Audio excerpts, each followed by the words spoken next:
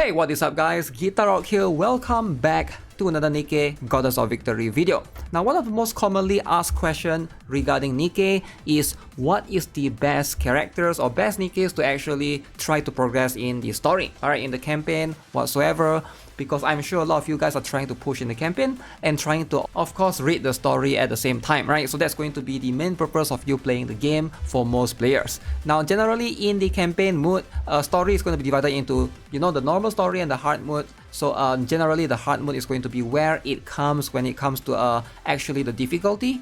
So in this video, I'm going to break down and tell you guys what characters or what Nikkes I'm currently using to basically push as far as I can in the story, hopefully give you guys the reasoning behind that, and of course, try to give you guys a number of options as well. Now, for those of you who are not aware already, pushing in the campaign, in the story, ideally is going to be something that you want to do regardless of whether you are a beginner or an intermediate or an advanced player, because generally when you push through, every single one of those boxes that you open up, the core dust boxes, the battle data, and of course the credit boxes is going to give you more in return. Alright, you're going to get more of those currency in return the further you push into the story. So it is going to be the best practice to try to do that generally whenever they unlock more story content.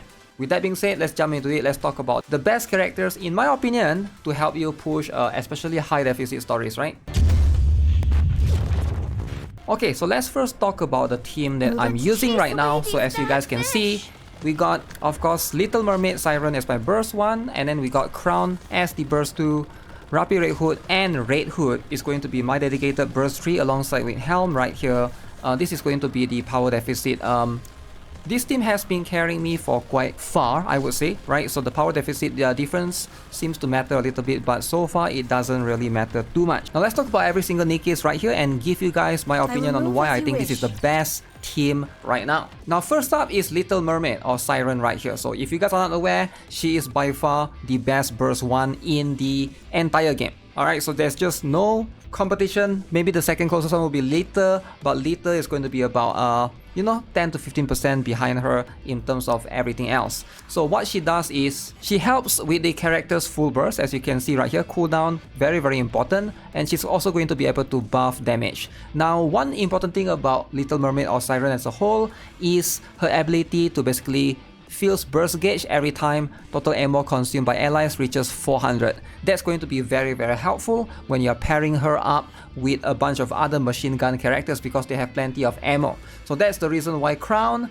and I believe Rapy Red Hood is going to be one of the best teammates because they synergize really really well with her, right? So she is going to benefit from the additional ammo right there. So burst gauge is going to fill up very very quickly almost all the time. Now, not to mention, she also has something similar on her skill too right here. You can see activates each time total ammo consumed by allies reaches 500, affects random enemy units. She is going to right there applies this bubble barrage thing and attacks sequentially for 10 times. So that's going to be where most of her damage comes from. And not only does she benefit a lot from the machine gun characters, she also gives back some bonus to them. From her burst skill right here, she helps to reload 33% right there. That's going to be very very useful, alongside with the increase in attack damage, and of course she buffs herself as well, right? So right now in the game, I would say Little Mermaid is going to be the best burst 1. Of course, if you don't have her, then Lita is going to be the next best character that you can perhaps consider, but she is going to be a little bit better than Lita in my opinion. Now, what about burst 2 then? Now, Crown is by far the best burst 2 in the game, period, right? So she is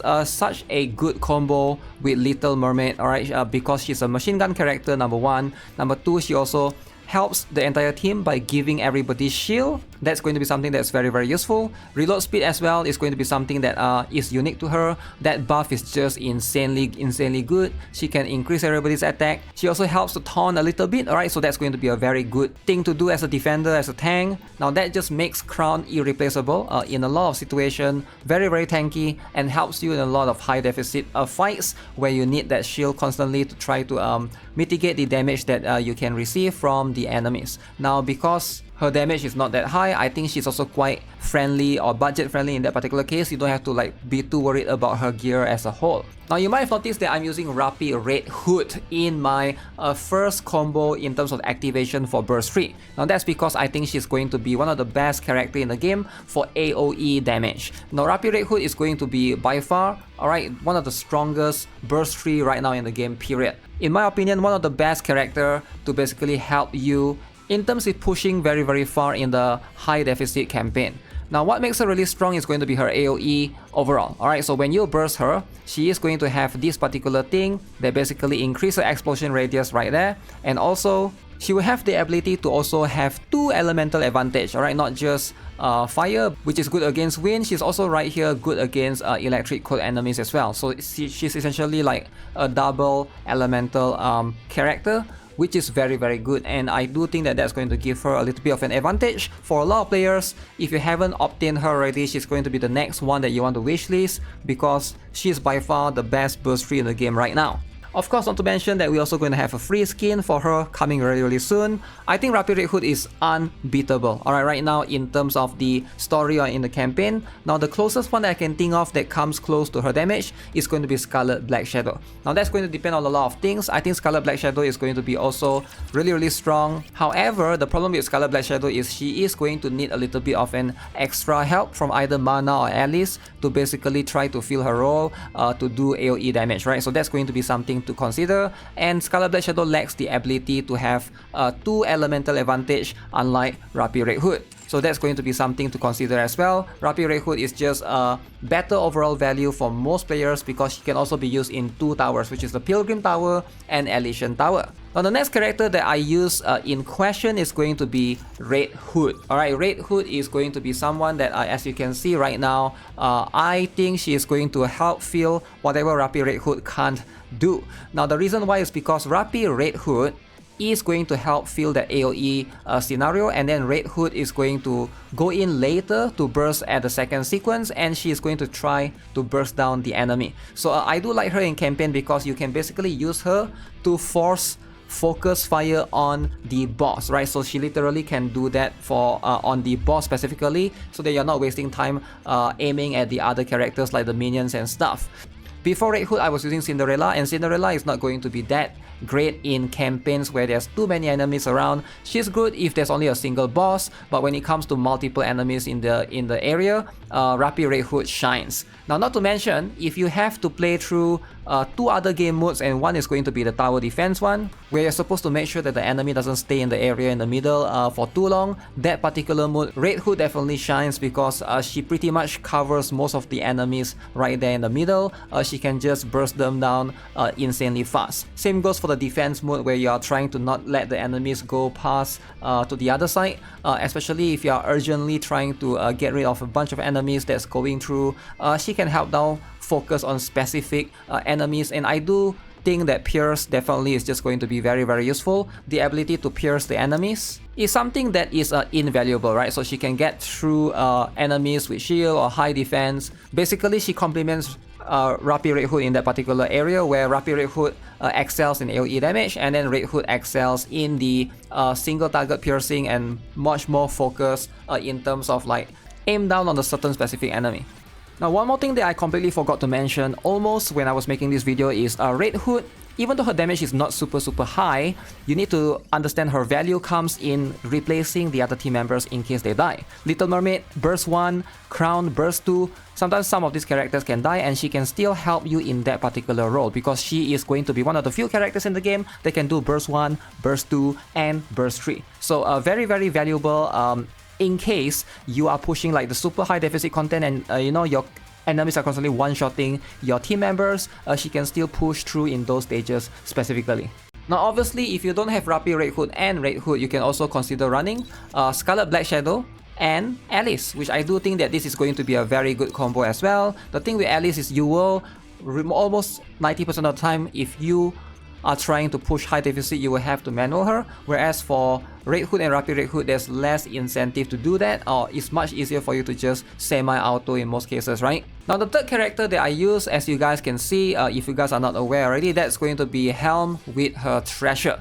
She is going to be a very strong character one of the best universal character in the game by far. Now you definitely need Helm's treasure or Helm's favorite item for her to excel in that particular area, because the treasure is going to modify her to do way more things. Now one thing to note is Helm with treasure pairs really well with Crown. So Crown, if you guys are not aware already, her skill 2 requires healing going into her so that you are able to get out her maximum potential, right? So if you guys are not aware, only activates when recovery takes effect, affects all allies, and attack damage increased by 20.99% for 7 seconds. Now this is going to be a very important part of Crown's kit, that damage by 20%, that's a lot, right? And Helm is going to be required for you to activate that, because you can see no one else in this particular formation can heal. Now that's where Helm comes in. Now not only Helm can help with the healing, she doesn't need to burst to heal as well, right? So that's going to be very important for the treasured version. As you can see right here,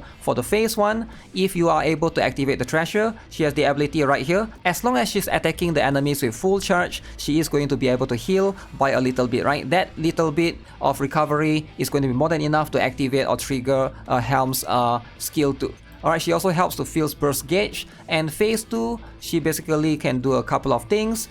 She increases attack damage even more when she enters full burst, and her burst skill is going to be important if you need emergency heal. Alright, she can help with that particular case. 54% recovery to everyone, so she's going to act as a semi-healer, semi-DPS buffer as well. She is going to do that for a lot of cases. Now one question that I get asked a lot is going to be if you don't have Crown, who do you use? Alright, in that particular case, the next best character that I think fits really well in this team or can work in this team, you take out Crown, you take out Helm, now you put the burst 2, which is Maid Mast, and of course Maid Anchor. Now this is going to be a little bit behind in total damage, because you're now putting in 2 burst 2. It's really hard to beat Crown because of her ability to give shield, and right now there's just not many burst 2 that can compete with her, right? So this is going to be one that you can consider. One more that you can consider as well is to use Grave. Alright, Grave is going to be the other one that you can consider using.